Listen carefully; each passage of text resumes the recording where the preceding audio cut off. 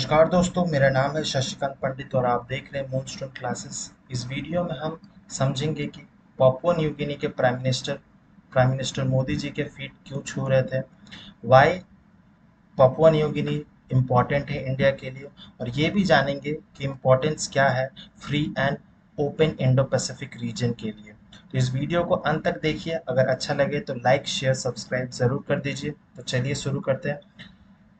News क्या है? तो ऑन संडे पपुआ न्यू गिनी के जो प्राइम मिनिस्टर है James Marape prime minister Modi का सेरेमोनियल वेलकम कर रहे थे, और सेरेमोनियल वेलकम के दौरान वो प्राइम मिनिस्टर मोदी जी को के फीट को टच कर रहे थे, जो कि इंडियन ट्रेडिशन में किसी भी रेस्पेक्टफुल पर्सन को हम लोग जनरली करते हैं। तो इससे पता चलता है कि पपुआ न्यू गिनी के लिए इंडिया कितना इम्पोर्टेंट है। ठीक है। तो मोदी जी जो थे वो पहले प्राइम मिनिस्टर थे जो पपुआ न्यू गिनी कंट्री को विजिट किए थे। और जनरली क्या होता है कि Papua New Guinea doesn't give ceremonial welcome to any leader coming after sunset. तो अगर आफ्टर सनसेट कोई भी लीडर आता है किसी भी देश का, तो उन्हें सेरेमोनियल वेलकम नहीं दी जाती है। तो लेकिन किंतु इंडियन प्राइम मिनिस्टर को एक्सेप्शन मिली, इनको बहुत अच्छा से स्वागत किया गया, गार्ड ऑफ ऑनर दिया गया। तो मोदी जी का जितना भी स्वागत किया पपुआ न्यू गिनी, वो बहुत रिमार्केबल फीट है इंडिया के लिए। तो ये न्यूज़ में था। ऑब्वियसली आप लोग ने ये वीडियोस ज़रूर देखे होंगे अलग अलग न्यूज़ चैनल पे। फिर पपुआ न्यू गिनी के जो जोग्राफिक लोकेशन है उसे जानना बहुत ज़रूरी है। तो पपुआ न्यू गिनी जो है वो नॉर्थ पैसिफिक ओशन में एक आइलैंड कंट्री है, और इसके जो नेबरिंग कंट्रीज हैं उन्हें जान लीजिए कि ये नॉर्थ ऑफ द ऑस्ट्रेलिया में है। साउथ में इसके कोरल सी है, इसके आसपास जो सोलोमन आइलैंड, फिजी, ये सब कंट्रीज़ के बारे में जानना बहुत ज़रूरी है। ठीक है। साथ ही साथ में पैसिफिक आइलैंड कंट्रीज़ के बारे में भी जानना ज़रूरी है। जो ये रहा पपुआ न्यू गिनी, इसके साथ साथ Guam, Solomon Island, Vanuatu, Fiji, New Caledonia. तो ये सारे कंट्रीज़ नेबरिंग कंट्रीज़ हैं। एंड बहुत सारे स्टूडेंट्स को या पता ही नहीं रहता है कि डिफरेंस क्या है। ऑस्ट्रेलियनेशिया, मेलानेशिया, पॉलिनेशिया, माइक्रोनेशिया, ये सब ओशिनिया का पार्ट है। ऑस्ट्रेलेशिया में ऑस्ट्रेलिया एंड न्यूजीलैंड है। मेलानेशिया में Papua New Guinea, Solomon Island, Vanuatu, New Caledonia, Fiji जैसे ऐसे कंट्रीज हैं। माइक्रोनेशिया में जैसे किरिबाती, मार्शल आइलैंड्स, गुआम, ये सब आ जाते हैं माइक्रोनेशिया में। पॉलिनेशिया में जैसे टोंगा, टुवालू, कुक्स आइलैंड, ये सब आ जाते हैं पॉलिनेशिया में। तो इन सबको ग्रुप करके ओशिनिया कहा जाता है, या फिर इसे पैसिफिक आइलैंड कंट्रीज भी कह सकते हैं। तो पपुआ न्यू गिनी के बारे में जान लेते हैं। पपुआ न्यू गिनी जो है वर्ल्ड की थर्ड लार्जेस्ट आइलैंड नेशन है।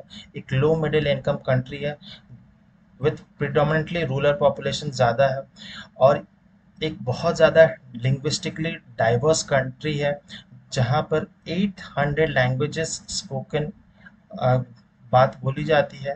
एंड इसकी पॉपुलेशन जो है वो मोर देन 98 लैक्स है। मेनी इंडिजिनस कम्युनिटीज जो पपुआ न्यू गिनी के हैं सरवाइव करते हैं ऑन सब्सटेनेंस एग्रीकल्चर, और ये बाहरी दुनिया से बहुत कम कांटेक्ट बनाते हैं। सब्सटेनेंस एग्रीकल्चर उस टाइप का एग्रीकल्चर है जिसमें फार्मर्स ग्रेन्स या कुछ भी प्रोड्यूस करते हैं सिर्फ अपने सर्वाइवल के लिए। ठीक है। तो उसको सब्सटेनेंस एग्रीकल्चर कहा जाता है। और सिंस 1880s जो है वो पपुआ न्यू गिनी जो है बहुत सारे कंट्री ने इन्हें रूल किया, जैसे जर्मनी हो गया, ऑस्ट्रेलिया हो गया, ब्रिटेन हो गया, और 1975 को ही ये इंडिपेंडेंट एक कंट्री बने। पपुआ न्यू गिनी जो है वो पार्ट है कॉमनवेल्थ का, बिकॉज ब्रिटेन ब्रिटेन का उस पर राज था। और साथ ही साथ में जो इंग्लैंड के किंग्स चार्ल्स थ्री है वो उनके ऑफिशियल किंग है। जिस तरह से ब्रिटेन के ऑफिशियल किंग है किंग चार्ल्स थ्री, सारे ही कॉमनवेल्थ कंट्रीज़ के, सारे नहीं, उसमें एक्सेप्शन है।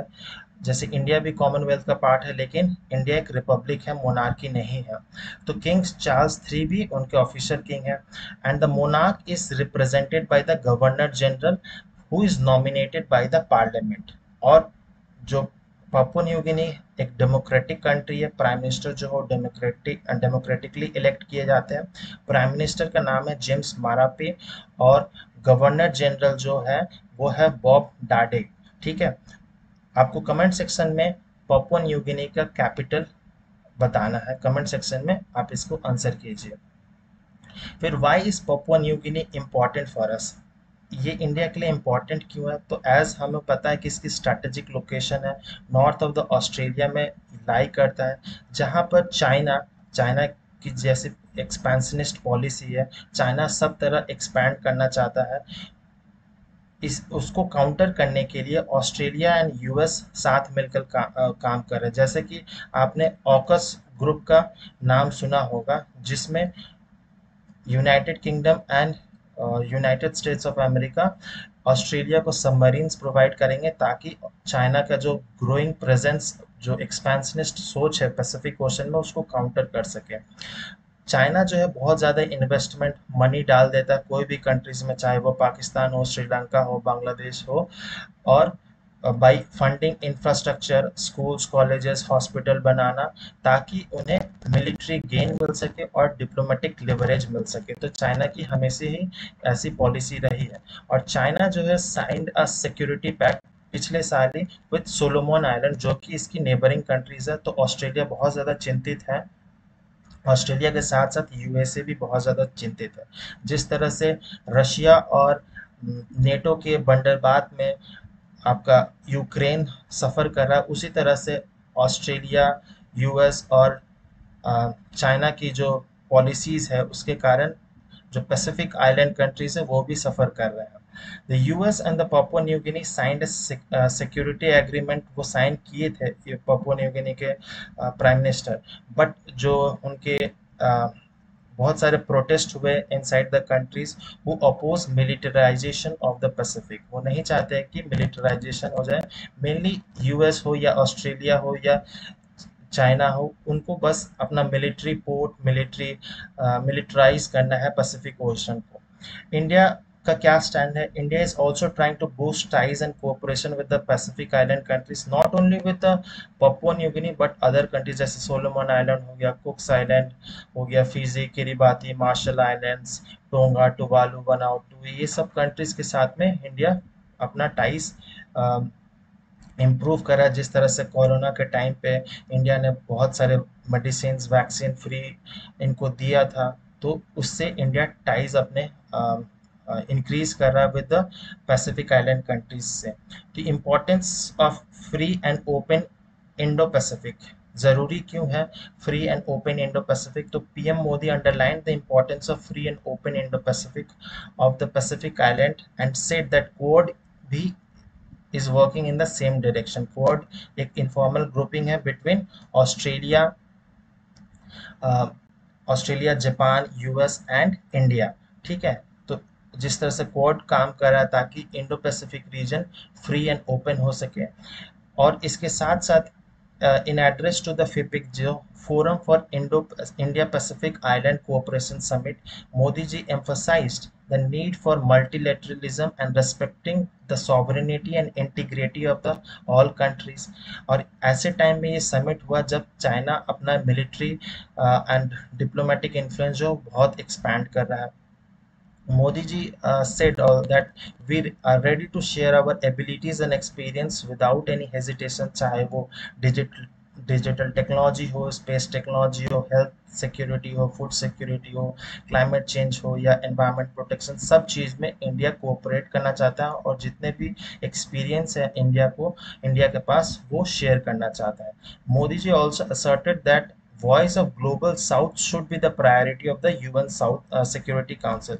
जैसे पता है आपको, यूएन सिक्योरिटी काउंसिल में 5 परमानेंट मेंबर होते हैं एंड 10 टेम्परेरी मेंबर्स होते हैं। तो सदर्न हेमिस्फीयर से कोई भी परमानेंट मेंबर नहीं है यूएन सिक्योरिटी काउंसिल में।